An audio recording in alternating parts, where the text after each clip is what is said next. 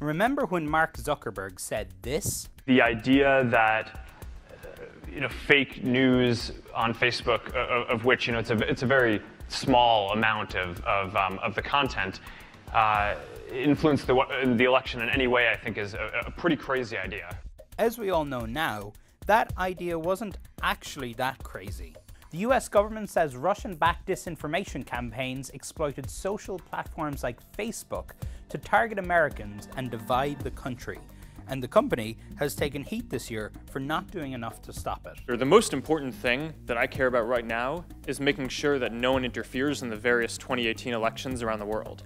But now, with November rapidly approaching, all eyes are on the 2018 midterms, and Facebook says it's deploying resources it didn't have 2 years ago to make sure meddling doesn't happen again. I'm our head of cybersecurity policy, and so I help drive our effort to counter information operations and election interference around the globe. Nathaniel Gleicher used to be a federal prosecutor for the Department of Justice.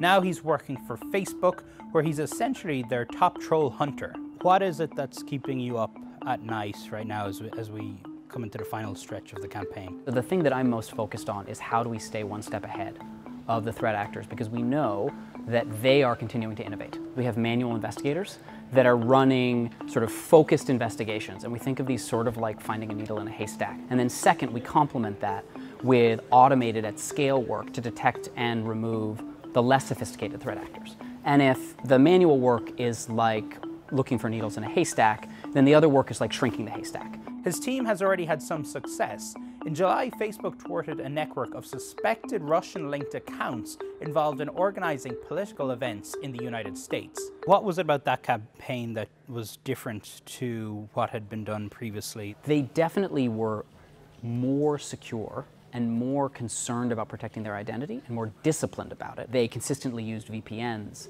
They didn't link themselves to obvious geographic indicators like cell phones linked with a particular country. Right? They were taking disciplined steps to make themselves harder to be identified. Have you found evidence of actors in the US working on their behalf? If we can drive them to need to send people to the United States to work on their behalf, I actually think that's a win.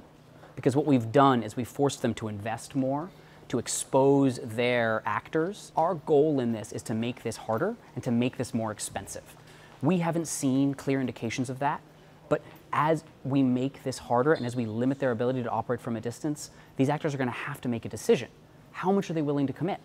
And the more they commit, the more they put their necks out.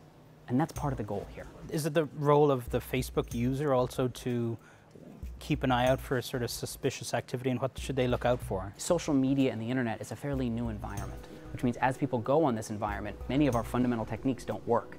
And what we're seeing is threat actors exploit that. And so one of the things that we try to do that's really important is as we identify this behavior, we want to make it visible and make it so that people in the public can understand what's happening so that they can do their own policing and they can make their own decisions. For now, Nathaniel and his team are focused on finding those bad actors.